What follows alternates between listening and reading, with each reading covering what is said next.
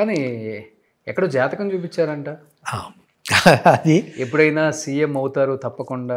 అది ఆ సినిమా చేసేటప్పుడు అసలు ఇతను ఏదో స్పార్క్ కనపడుతుంది. ఏమీ లేకుండా గబుక్కున కనపడదు.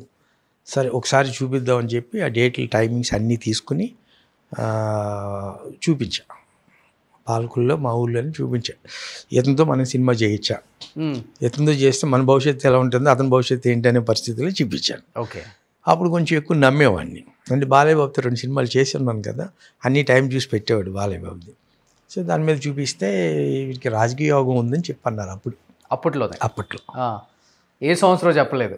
ఏ సంవత్సరం అనేది కాదు, రాజకీయ యోగం ఉంది, వీడికి మంచి స్టార్స్ బాగున్నాయి, ధైర్యంగా చేయండి సినిమా అని చెప్పారు. ఓకే. సో అది మైండ్లో ఉండిపోయింది నాకు.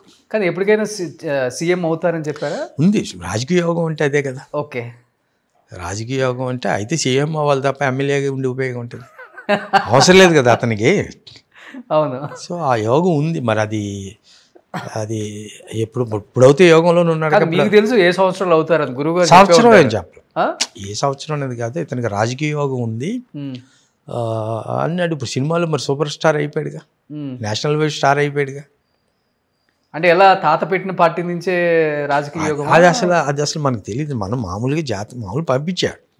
సినిమా ఇండస్ట్రీలో ఇతను సక్సెస్ అవుతాడా లేదా, స్టార్డమ్ ఉందా ఇతనికి, మన సినిమా చేయొచ్చు అనే దాని మీద ఊరికే ఒక ముహూర్తం పెట్టండి, ఏ రోజు మంచిదో సినిమా చేయబోతున్నాను అన్నా. ఆ ముహూర్తం పెట్టిన రోజుని ఇతనికి రాజకీయ యోగం కూడా ఉందండి అని చెప్పి చెప్పారనమాట. ఓకే.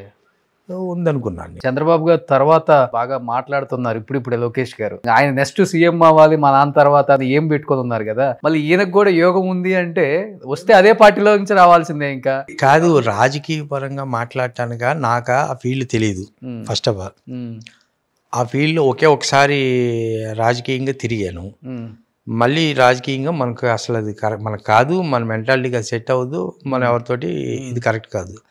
చిరంజీవి గారు ఎలక్షన్లో నిలబడినప్పుడు పాలకొల్లు కాన్స్టిట్యున్సీలో ఎమ్మెల్యేగా నిలబడ్డారు. ఆయన డోర్ టు డోర్ క్యాంపెయిన్ అంతా నేనే చేశాను పాలకొల్లు నిలబడినప్పుడు. ఆ టైంలో చూసా రాజకీయం అంటే ఏంటి అనేది. ఇది మనకి సెట్ అవ్వదు. సో అలాంటప్పుడు దాంట్లోకి వెళ్ళటం కూడా నాలెడ్జ్ కూడా నాకు లేదు. అప్పుడంటే ఇది ఏదో అతనిది జాతకం చూపించాం, దాంట్లో ఒక లైన్ రాశారు. దాందే ఉంది లేదు సార్, రాజకీయాలు ఒక్క క్షణంలోనే మారిపోతాయి. ఇవాళ ఏమైపోయినాయి రాజకీయాలు? ఇప్పుడున్న రాజకీయాలు ఎలా ఉన్నాయి? అసలు ఈ పార్టీ వాళ్ళు వస్తేనేమో ఇటుపక్క కార్యకర్తల్ని, లీడర్లని జైలుకి పంపించడం, కొట్టించడం, అటుపక్క వాళ్ళు వస్తే వీళ్ళు కొట్టించడం. పబ్లిక్ రేపు ఎలక్షన్స్ అనగా ఈరోజు డిసైడ్ అవుతున్నారు ఎవరు చేయాలనేది. మిగతా 5 సంవత్సరాలు ఎవరుంటే వాళ్ళ మీదే ఉంటున్నారు. ఒకరిని తప్పు పట్టడానికి లేకుండా పోయింది. అన్ని రకాలుగా డివైడ్ చేసేస్తున్నారు ఇప్పుడు. అన్నీ కమ్యూనల్గా, మతపరంగా, క్యాస్ట్ వైజ్ కానీ ఇంకోటి కానీ అన్నీ ఇది చేస్తున్నారు. ఉందా మీకు ఆ కోరిక ఆయన సీఎంగా చూడాలి అని? నాకు బాగా ఇష్టం కదా మీకు. ఎంత ఇష్టమైనా నాకు పర్టికులర్గా అతను చూడాలి ఇతను చూడాలని ఏమీ లేదు. ఎవరు మనకు బాగా పనిచేసేవాడు ఉన్నాడు వాడికి సల్యూట్ కొట్టడం బెటర్.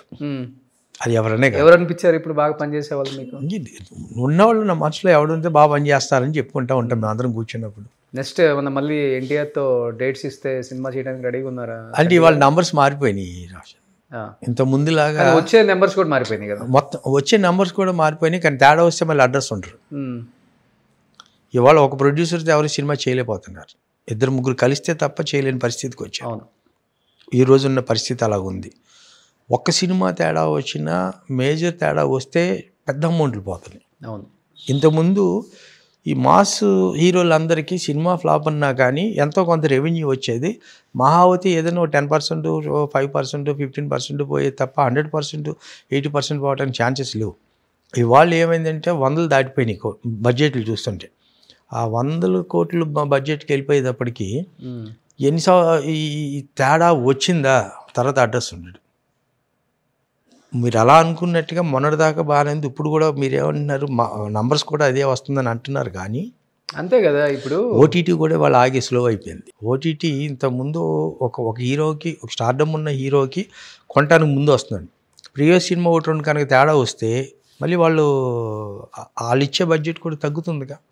ఇప్పుడు మళ్ళీ కొత్త సిస్టమ్ ఏంటంటే ఓటీటీ వాళ్ళు మనకి తెలుగులో ఒక 200 కోట్లు కలెక్ట్ చేస్తుంది అని అంటే ఇప్పుడు మనం ఓటీటీ ఒక 50 మనం ఒక 50 కోట్లకో ఓటీటీకి అమ్మేమనుకోండి, ఏమంటే 200 మీరు మన 75 అడుగుతాడు 50 ఇచ్చాడు అనుకోండి, మీరు 200 కోట్లు కలెక్ట్ చేస్తుంది అంటున్నారు కదా, 200 చేయనివ్వండి, మీకు 75 ఇస్తాం, 200 కన్నా తగ్గితే ఇచ్చే 50లో కూడా తగ్గిస్తాం అంటున్నారు. ఓకే, అంటే వాళ్ళు పర్సంటేజెస్ ఎంత బాగా ఆడితే అంత డబ్బులు ఇస్తాం అంటున్నారు.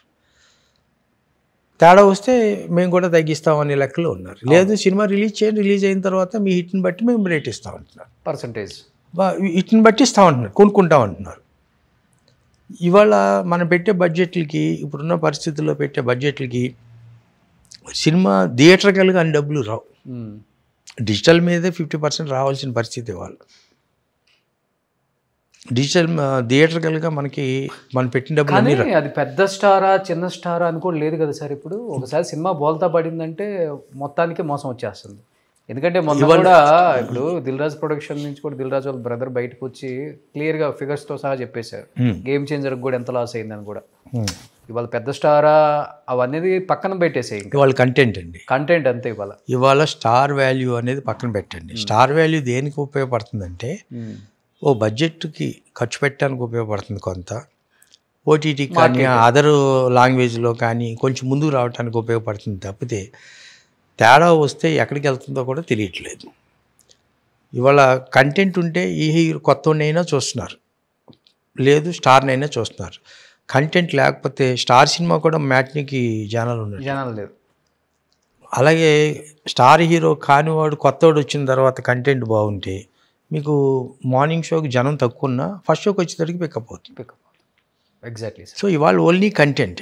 ఎందుకు కంటెంట్ మీద వాళ్ళ జనాలు అంటే, మనం కోవిడ్ టైంలో ఇండియాలో ఉన్న అన్ని కంటెంట్ సినిమాలు మనం చూసేసాం.